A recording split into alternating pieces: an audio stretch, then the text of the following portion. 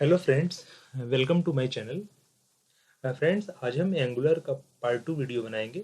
इसके पहले हमने बनाया था, जो लास्ट वीडियो था उसमें एंगुलर का हमने पार्ट 1 वीडियो बनाया था, जिसमें हमने देखा था कि एंगुलर में हम क्यों एंगुलर यूज़ करते हैं, एंगुलर 2 मार्केट में क्यों आया और क्या क्या उसके बेनिफिट्स हैं। और उसके बाद में हमने देखा था कि एंगुलर को हम कैसे इंस्टॉल करते हैं अपने मशीन में। लास्ट वीडियो तक हमने ये देख रखा था। अब फ्रेंड्स, इस वीडियो में हम बिल्कुल ज़ीरो लेवल से स्टार्ट करेंगे कि एंगुलर हम कैसे यूज़ करते हैं। बिल्कुल हम एक छोटा सा एग्जाम्पल बना करके देखेंगे, जो बिल्कुल ज़ीरो लेवल का एग्जाम्पल है, जो आपको बहुत ही आसानी से समझ में भी आ जाएगा। तो फ्रेंड्स, मैं एक सिनेरियो आपके पास में रखता हूँ, एक छोटा सा सिनेरियो। लास्ट वीडियो में कोई डाउट होगा, आपको कुछ इश्यू होगा तो आप कमेंट सेक्शन में लिख सकते हैं। मैं सेकंड वीडियो स्टार्ट करता हूँ। इसके लिए मैं एक छोटा सा रखता हूँ, एक छोटा सा सिनेरियो आपके सामने मैं रखता हूँ। सपोज हमारे पास में, जैसे हम नॉर्मल कोई भी एप्लीकेशन बनाते हैं, कोई भी मान लीजिए वेब एप्लीकेशन बनाते हैं, तो हमने उसमें क्या करते हैं, मैक्सिमम एक हम हेडर लेते हैं। एक हमने हेडर को लिया, इसकी साइज बढ़ा दिया, बोल्ड कर दिया। एक हमने हेडर लिया, सेकंड हमने कोई कंटेंट लिया, हेडर,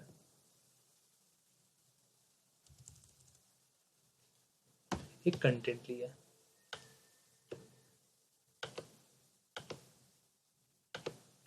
और थर्ड हमने एक फुटर लिया।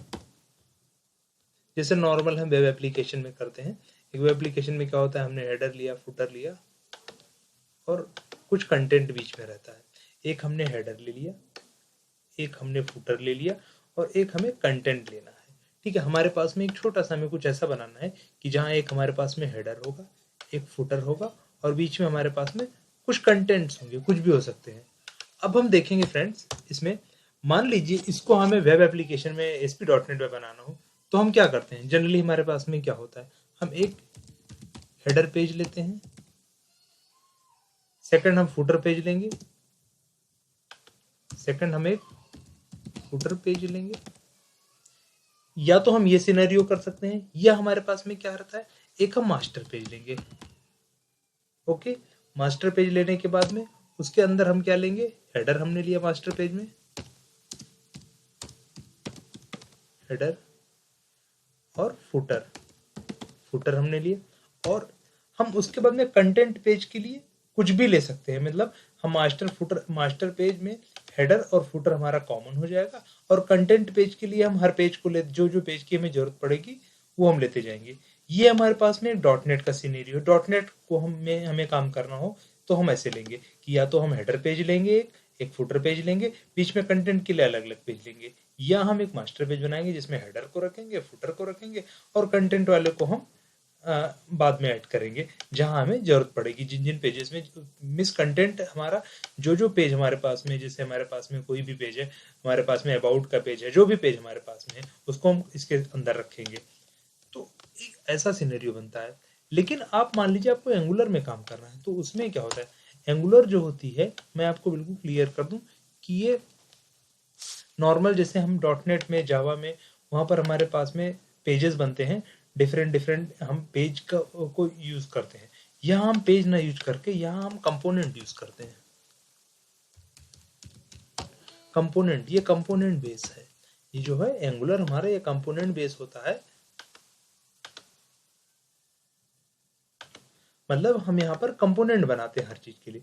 तो अब हेडर, कंटेंट और फुटर, इन तीन चीजों को हमें एक बनाना हो, छोटा सा कोई एग्जांपल इस तरह बनाना हो, तो एक हम क्या बनाएंगे, हेडर कंपोनेंट बनाएंगे, हेडर कंपोनेंट। एक सेकंड हम बनाएंगे फुटर कंपोनेंट। ये दो चीजें हम बनाएंगे, एक हेडर कंपोनेंट बनाएंगे, एक फुटर कंपोनेंट बनाएंगे। तो फ्रेंड्स, एक हम एग्जांपल छोटा सा बनाते हैं जिसमें एक हम हेडर बनाते हैं, एक फुटर बनाते हैं और बीच में कुछ कंपोनेंट हम लिखते हैं, कंटेंट लिखते हैं। तो ऐसा हम करके एक देखेंगे, एक एग्जांपल छोटा सा करके हम देखेंगे। हमने एंगुलर ओपन कर लिया, हमने सॉल्यूशन लास्ट CRUD सॉल्यूशन बनाया था, ओपन फोल्डर हम करेंगे, जैसे उसमें हमने डिस्कस किया था। CRUD के अंदर गए, ये तीनों फाइलें मिली, हमने सेलेक्ट फोल्डर कर लिया।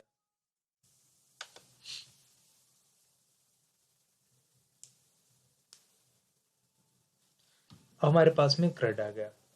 अब फ्रेंड्स बस हमें ध्यान क्या रखना है, ये हमारे पास में बहुत सारी फाइलें आ गई। हमने लास्ट डिस्कस किया था कि package.json रहेगा तो हमारा मतलब सही से इंस्टॉल हुआ है, हमारा एप्लीकेशन सही से क्रिएट हुआ है, जो भी हम फोल्डर बनाना चाहते हैं, प्रोजेक्ट बनाना चाहते हैं, वो सही से क्रिएट हुआ है। हमें जो भी कोड अपने पूरे इसमें लिखना है वो इस SRC के अंदर लिखना है, यहाँ जाकर के लिखना है SRC के अंदर, ऐप के अंदर। जो भी XYZ हम जो भी कोड लिखेंगे बिल्कुल करेंगे उसको हम SRC के अंदर, ऐप के अंदर लिखेंगे। अब हमें एक क्या करना है, हमें स्टार्ट करना है। तो फ्रेंड एक मैं छोटी सी चीज आपको बताना चाहूंगा, जो लास्ट वीडियो में हमने डिस्कस किया था। हम कभी भी स्टार्ट करते हैं तो लास्ट वीडियो में npm स्टार्ट किया था हमने, npm स्टार्ट हमने कर दिया। मैं वो दिखाना चाहूंगा आपको।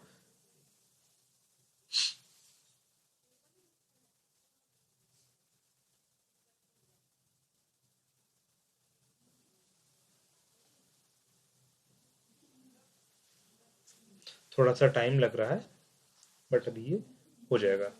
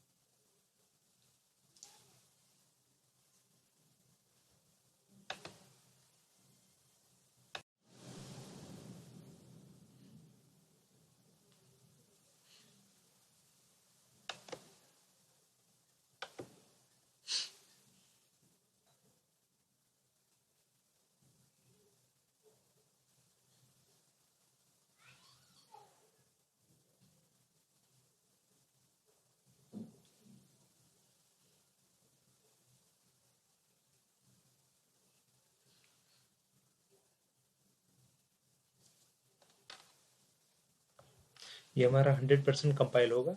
हमने लास्ट वीडियो में डिस्कस किया था कि हम इसको कैसे देख सकते हैं। तो हम जा करके लोकल होस्ट 4200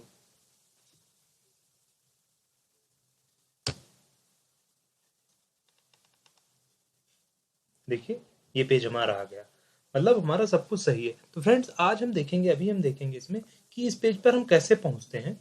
मीन्स डायरेक्टली हमने जो बाय डिफॉल्ट पोर्ट है लोकल होस्ट 4200 उस पर हमने लिखने से कैसे हम इस पेज पर आ गए, इसमें थोड़ा सा हम देखेंगे।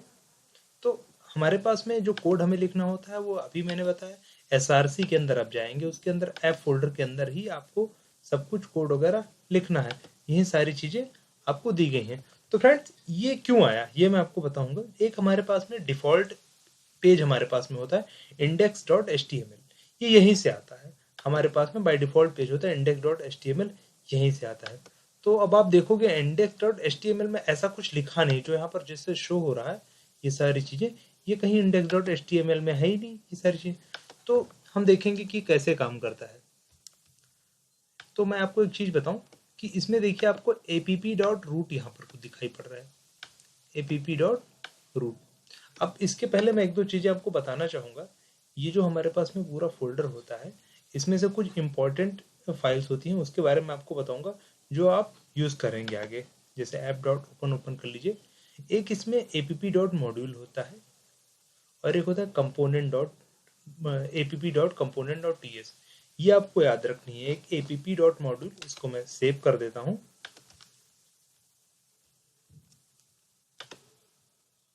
app.module, app.module ये बहुत इंपॉर्टेंट है। इसको आप app.module बोले या फिर रूट मॉड्यूल।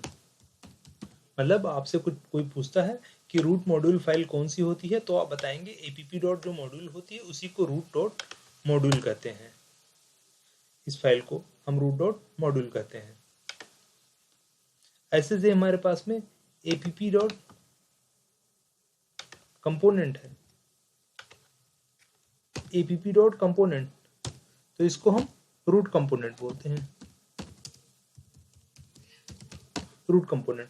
तो बिल्कुल आपसे इंटरव्यू में पूछा जाएगा कि रूट मॉड्यूल फाइल क्या होती है, तो आप यही बताएंगे कि जो app.module.ts फाइल होती है उसी को हम रूट मॉड्यूल कहते हैं, और app.component जो फाइल होती है उसी को हम रूट कंपोनेंट कहते हैं। अभी इसका मैं यूज बताऊंगा कि इसका यूज कहाँ पर है, ये बहुत इंपॉर्टेंट फाइल है दोनों, तो इसका मैं भी यूज बताऊंगा आगे कहाँ है।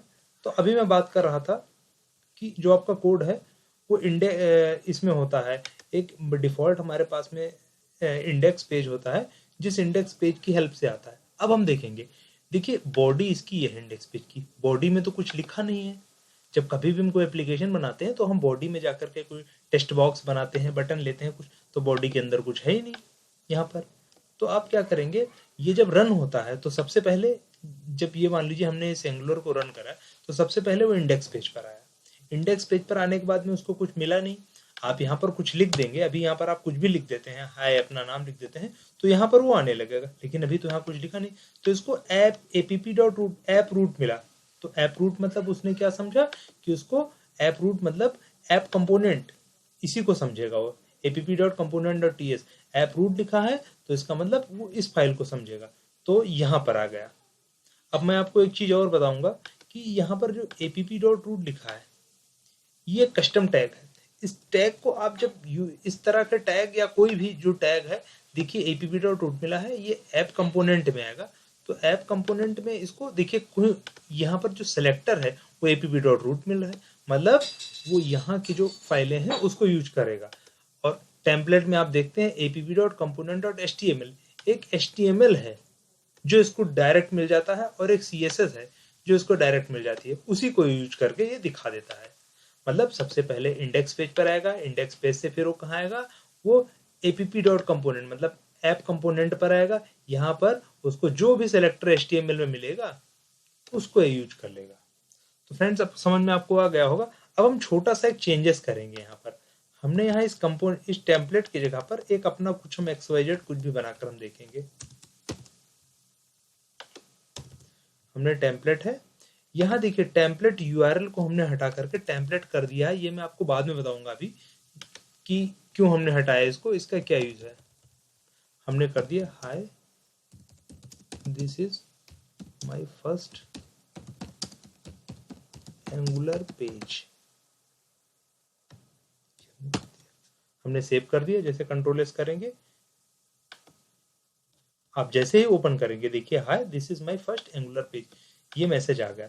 मतलब हमने यहाँ पर टेम्पलेट में जो चेंज किया है, मैं आपको एक बता ही दे रहा हूँ। देखिए टेम्पलेट URL आप यूज करेंगे तो आप वहां पर क्या करेंगे, जो भी HTML का हमारे पास में पेज है उस पेज का एड्रेस पास कर देंगे यहाँ पर। जैसे हमने component.html यूज किया है, तो आप चाहे कंपोनेंट हो, XYZ हो, या जो भी आपका फेवरेट नेम होता है .html, वो पेज आप पास कर देंगे। और जब टेम्पलेट यूज करते हैं तब आप डायरेक्ट HTML यहाँ पर लिखते हैं। आप इसको चाहे H1 टैग के अंदर भी लिख सकते हैं, H2 टैग के अंदर भी लिख सकते हैं, आप जैसा चाहे वैसा लिख सकते हैं। यहाँ एक टेम्पलेट, आप जो नॉर्मल टेम्पलेट के अंदर आप HTML में लिखते हैं वो आप यहाँ पर लिख सकते हैं। तो अब आपको समझ में आ गया होगा कि टेम्पलेट URL और टेम्पलेट क्या है। आगे हम इसको यूज करेंगे, अभी तो हम टेम्पलेट यूज करेंगे, बट फर्दर हमें आगे जैसे रिक्वायरमेंट पड़ेगी तो हम इस तरह यूज करेंगे। तो एक मैसेज आपने ड्रॉप करके देख लिया डाल करके कि hi this is my first angular page. अब हमने जो आपसे बताया था कि एक हम छोटा सा एग्जांपल लेंगे जिसमें एक हेडर कंपोनेंट लेंगे, एक फुटर कंपोनेंट लेंगे, और बीच में कुछ हम कंटेंट्स लेंगे। उसको हम एक बार देखते हैं। वो छोटा सा एग्जांपल है कि हम कैसे करेंगे अपने एंगुलर वाले एप्लीकेशंस में। तो अब हम एक नया कंपोनेंट बनाते हैं। हमें सीखना है how to create a component. सबसे पहले मैं आपको बताऊं, जैसे नॉर्मल .NET हम बनाते थे, तो .NET में या जावा में हम पेज बनाते थे, या हम कंपोनेंट बनाएंगे। तो हमारा पहला जो कंसर्न है कि कंपोनेंट कैसे क्रिएट करेंगे। तो हाउ टू क्रिएट कंपोनेंट।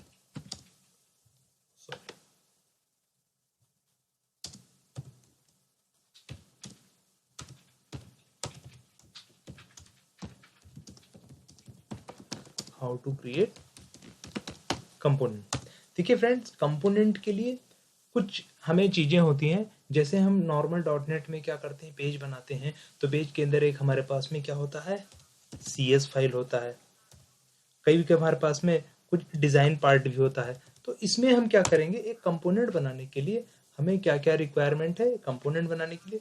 सबसे पहली चीज हमें रिक्वायरमेंट है एक क्लास, उसमें हमें एक क्लास बनाने पड़ेगी। सेकेंड चीज हमें क्या बनाना पड़ेगा, डेकोरेटर, एक डेकोरेटर हम बनाएंगे। एक हमने यहाँ पर क्लास बना ली। थर्ड हमारे पास जो बनेगा वो HTML। तो तीन चीजों की जरूरत पड़ेगी, एक हम क्लास बनाएंगे, एक डेकोरेटर बनाएंगे और एक HTML बनाएंगे जब भी कोई भी हम एक नया कंपोनेंट क्रिएट करते हैं। तो एक हम सिंपल कंपोनेंट बनाएंगे। कंपोनेंट बनाने के लिए आपको कुछ नहीं करना, आपको इसी के अंदर पूरे कोड लिखने। SRC ऐप, इसके अंदर आप जाएंगे, इसके अंदर जा करके आप एक पहले फोल्डर बनाएंगे, न्यू फोल्डर। देखिए ऊपर ऑप्शन आ रहा होगा, एक न्यू फोल्डर का आता है, एक फाइल का आता है। तो आपको फोल्डर लेना है। न्यू फोल्डर आपने लिया, उसका आप नाम आपने सिंपल रख दिया हेडर। एक हेडर मैंने ले लिया, उसका नाम हेडर। हेडर के अंदर क्या करना है, आपको एक फाइल लेनी है। तो यहाँ header dot component dot ts। अब इसका हमने नाम लिया है। पहली बात तो ts स्टैंड फॉर टाइपस्क्रिप्ट, मतलब हम जो लैंग्वेज यूज करते हैं वो ts यूज करते हैं। ये देखिए आप हेडर की जगह कुछ भी लिख सकते हैं, लेकिन कंपोनेंट और ये आपको लिखना पड़ेगा। आपको किसी फॉर्मेट में आप आगे पीछे लिख सकते हैं, इससे कोई फर्क नहीं पड़ता। तो एक हमने पेज बनाया हेडर कंपोनेंट। अब मैंने आपको बताया था कि जो कंपोनेंट होता है वो तीन चीजों से मिलकर बनता है, क्लास, डेकोरेटर और HTML। ये मैं पेस्ट कर दे रहा हूँ यहाँ पर, फर्स्ट क्लास, डेकोरेटर और HTML। तो सबसे पहले एक हम क्लास बनाएंगे, क्लास, इसका नाम हमने रख लिया हेडर कंपोनेंट।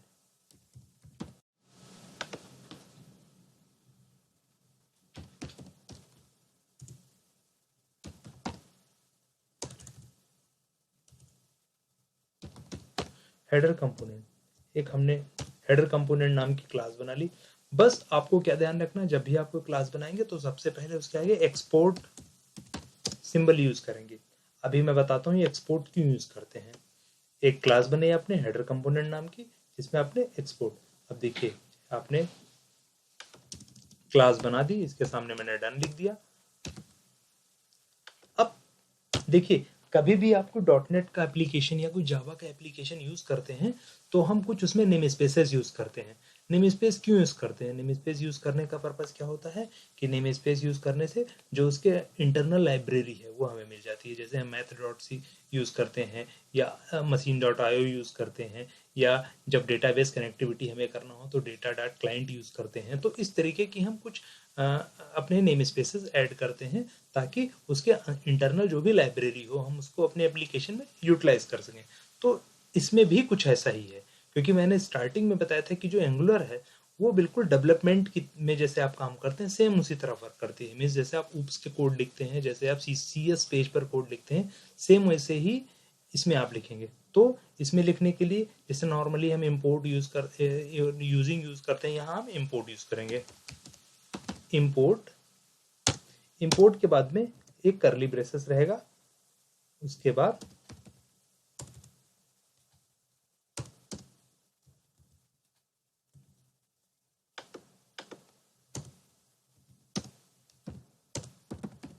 फ्रॉम। अब हमें क्या यूज करना है,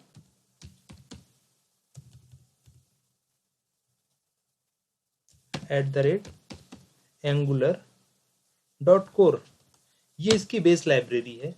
जैसे हम डॉटनेट यूज करते हैं तो उसकी बेस लाइब्रेरी क्या होती है, ऑब्जेक्ट वगैरह यूज करते हैं, सिस्टम जो भी यूज करते हैं। तो इसमें इसकी बेस ये angular.core। जब भी हम इसको यूज करेंगे तो angular.core हमें लिखना ही पड़ेगा, क्योंकि उसके इंटरनल सारी लाइब्रेरीज हमें यूज करनी है। और यहाँ पर हम क्या यूज करेंगे इसके अंदर, कंपोनेंट। तो ये चीज हमें ध्यान रखना है कि जब भी हम प्रोजेक्ट स्टार्ट करेंगे तो सबसे पहले ऊपर इंपोर्ट हमें कहाँ से, angular.core। अभी हमें आगे एंगुलर में बहुत सारी चीजें और यूज करनी पड़ेगी, जिसके लिए हमें जरूरत पड़ेगी कुछ लाइब्रेरीज इसकी है, तो उसके लिए हमें और भी चीजें ऐड करनी पड़ेगी। जैसे हम डॉटनेट में यूज करते थे, जावा में यूज करते थे। तो हमारा एक नेम स्पेस होगा। अब अब हमें बनाना है डेकोरेटर बनाना है। तो डेकोरेटर के लिए हम क्या करेंगे, हमने लिखा, कंपोनेंट को कॉपी कर लिया, कंपोनेंट, सबसे पहले स्मॉल ब्रैकेट, फिर करली ब्रेसेस, इसको करके एंटर हमने कर दिया। अब ये हमारा कंपोनेंट डेकोरेटर हो गया।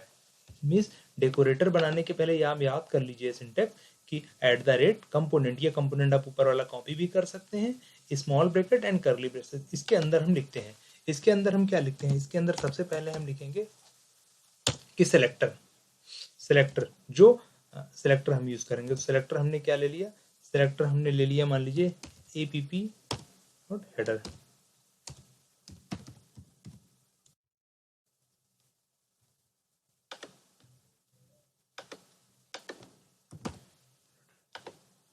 कॉमा सेकंड हम टेम्पलेट यूज करेंगे। एक टेम्पलेट यूआरएल होता है, क्योंकि अभी हमें यहीं पर कुछ हम मैसेज लिख देंगे, कुछ भी राइट कर देंगे, तो हम टेम्पलेट यूआरएल नहीं यूज कर रहे हैं।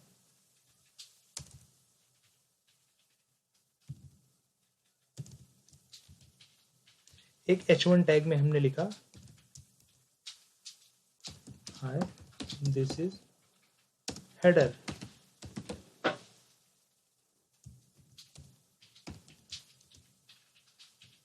ये चीजें बनाई हमने। हमारा डेकोरेटर भी कंप्लीट हो गया, डन हो गया, हम डन कर दे रहे हैं। HTML, क्योंकि HTML अभी हमने इसमें यूज नहीं की है, हमने टेम्पलेट के अंदर ही कुछ मैसेज दिखा दिया, तो हमें HTML की कोई जरूरत नहीं है, तो हम HTML को भी छोड़ देते हैं, इसको डन लिख देते हैं इसको भी। तो फ्रेंड्स एक देखिए कंपोनेंट बनाने के लिए किन किन चीज़ की जरूरत पड़ी। एक तो हम यहाँ पर कुछ नेम स्पेस लिखते हैं, ठीक है, जो भी हमें रिक्वायर्ड है। सेकंड हम क्या करते हैं, क्लास बनाते हैं। थर्ड हम क्या करते हैं, एक कंपोनेंट, एक डेकोरेटर बनाते हैं। डेकोरेटर बनाने का सिंबल मैंने लिख दिया है, कंपोनेंट लिखते हैं। कंपोनेंट के अंदर सेलेक्टर रहेगा और फिर टेम्पलेट रहेगा। अब ये हमारा एक कंपोनेंट तैयार हो गया है। अब जैसे भी मैंने आपको भी बताया था कि हम इसमें एक app.module यूज करते हैं, जिसको रूट मॉड्यूल बोलते हैं। अब हमें इसकी जरूरत पड़ेगी।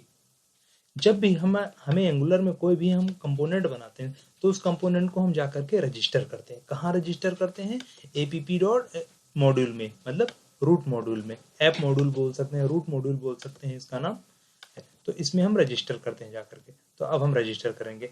हम app.module में गए, यहाँ देखिए कुछ चीजें पहले से रजिस्टर हैं, हम बिल्कुल सिंपल तरीके से रजिस्टर करेंगे। इंपोर्ट, यहाँ भी वही सिंटैक्स जैसे हम नेम स्पेस क्रिएट करते थे उसका।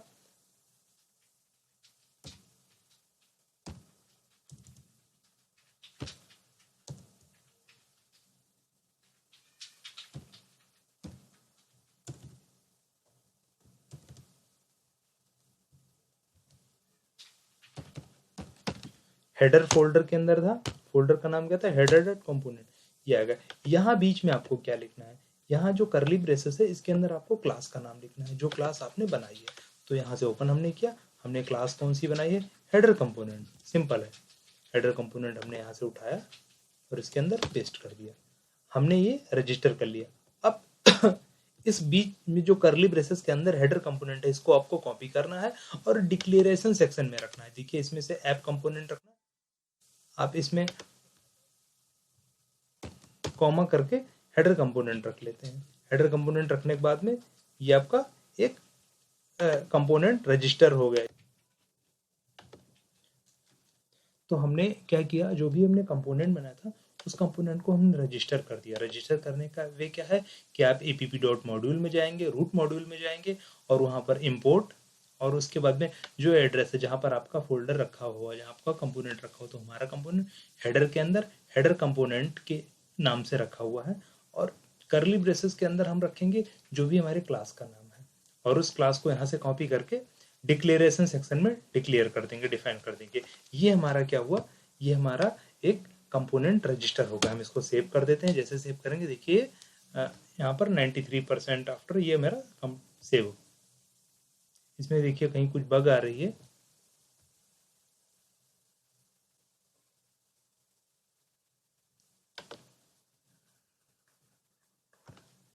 हमने इसके पहले इसको सेव किया था हेडर कंपोनेंट।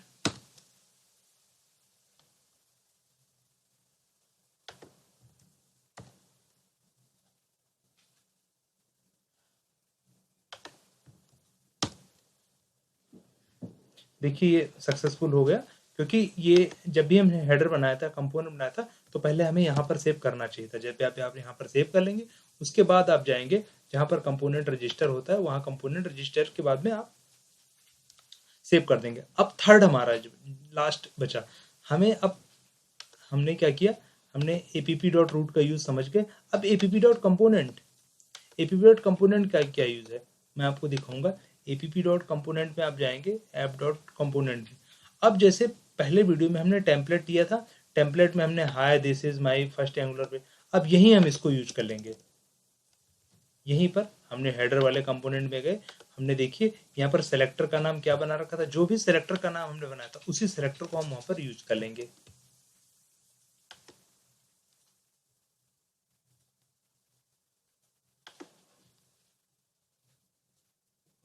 इसको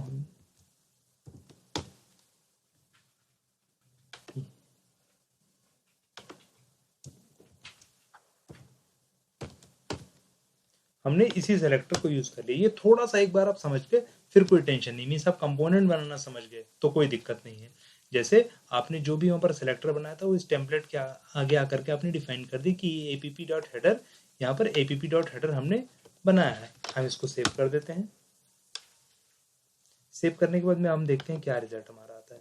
देखिए हाय दिस इज हेडर, ये आ गया हमारे पेज का नाम।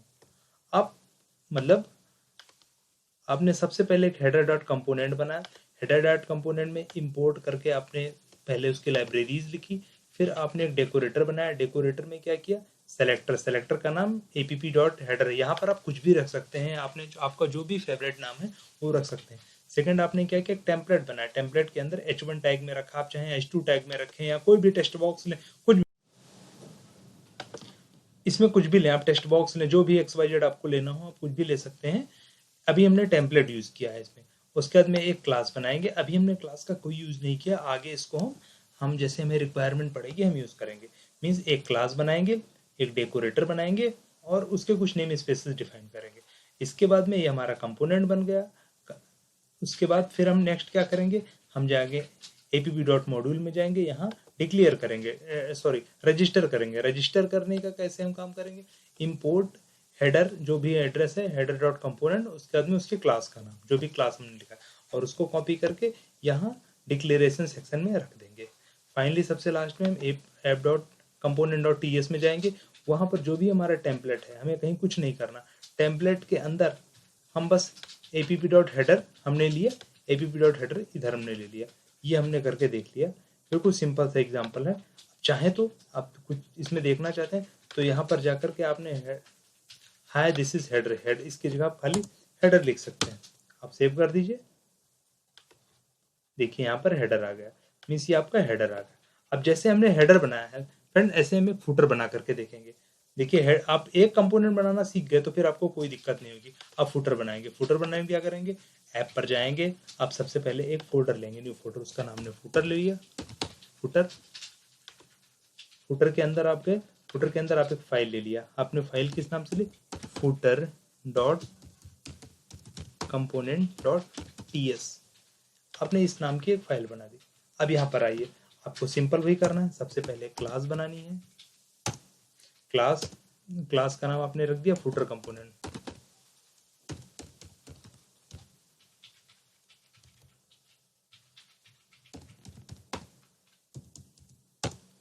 कभी भी क्लास बनाएंगे तो उसके पहले यहाँ पर एक्सपोर्ट लगाएंगे आप, एक्सपोर्ट।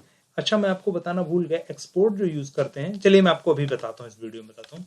आपने सबसे पहले क्लास बनाई, क्लास के पहले यहाँ पर आपने आपने लाइब्रेरी इंपोर्ट कर ली, कौन सी, जो इसकी बेस लाइब्रेरी है कंपोनेंट और कोर।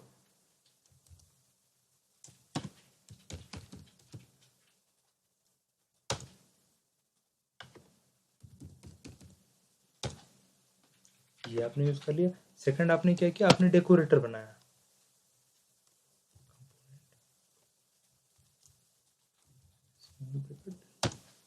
इसके अंदर आपने क्या किया, आपने पहले सेलेक्टर बना लिया, एक सेलेक्टर बनाया, सेलेक्टर को डॉट, इसको फुटर हम कर देते हैं, फुटर। सेकंड में टेम्पलेट बना, टेम्पलेट के अंदर हमने क्या लिखा, हमने टेम्पलेट एक H1 ये भी लिख लेते हैं, हम H1 टाइप कर ले लेते हैं। इसमें हम लिखते हैं दिस इज फुटर। हमने एक फुटर नाम का कंपोनेंट बना लिया।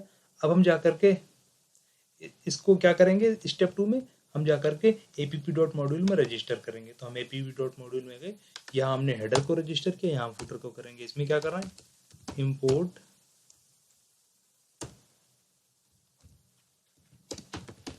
फ्रॉम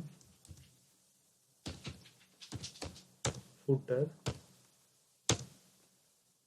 और यहाँ हम जो भी हमारे क्लास का नाम है उसको रख देंगे, और इसी क्लास को, इस नाम को जो बीच में हमने लिखा है इसको कॉपी करके डिक्लेरेशन सेक्शन में डिफाइन कर देंगे। पहले हमने हेडर किया था, देखिए मैंने आपको भी बोला था कि एक्सपोर्ट यूज करते हैं। एक्सपोर्ट इसलिए यूज करते हैं ताकि उस क्लास को हम यहाँ इंपोर्ट कर सकें। यहाँ पर इंपोर्ट यूज करते हैं, हमने उसको वहाँ एक्सपोर्ट किया, इसीलिए हम यहाँ पर इंपोर्ट कर पा रहे हैं। हमने सेव कर दिया, ये सेव हो गया। फिर हम जाकर के फाइनली app.component में यहाँ जाते हैं। यहाँ पर हमने यहाँ पर देखिए हेडर को डिफाइन कर रखा है, बीच में इसको मान लीजिए हमने कंटेंट बना रखा है, this is my angular page, this is my content page में इसको कर दे रहा हूँ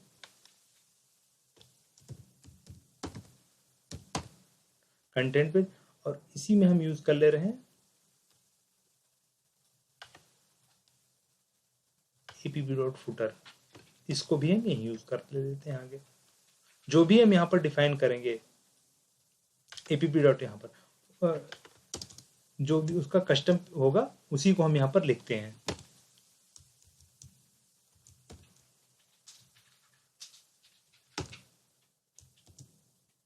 हमने यहाँ app.footer डिफाइन कर दिया, यहाँ पर app.header हमने डिफाइन किया। इसको हम सेव कर लेते हैं।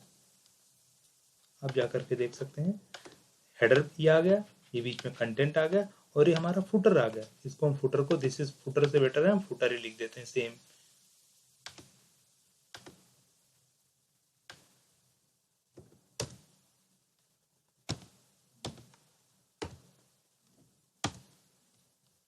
जो भी कभी आप कुछ भी चेंजेस करेंगे तो उसको सेव करना जरूरी है।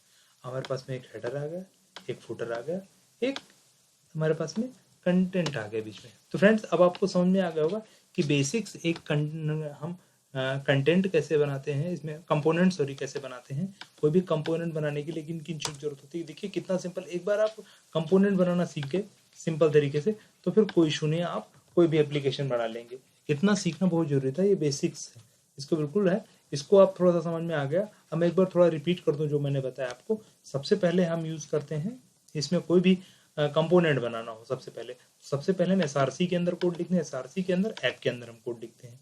कोई भी हम बनाना, सबसे पहले हम फोल्डर हमने क्रिएट किया, यहाँ जाकर फाइल क्रिएट की। क्रिएट करने के बाद में मान लीजिए हमने हेडर कंपोनेंट बनाया है, तो सबसे पहले हम उसका क्लास बनाते हैं। क्लास हमने एक्सपोर्ट लिख दिया उसके आगे। उसके बाद में हम एक नेम स्पेस या जो लाइब्रेरी हमें यूज करनी है वो हम यहाँ पर लिखते हैं इंपोर्ट के साथ में।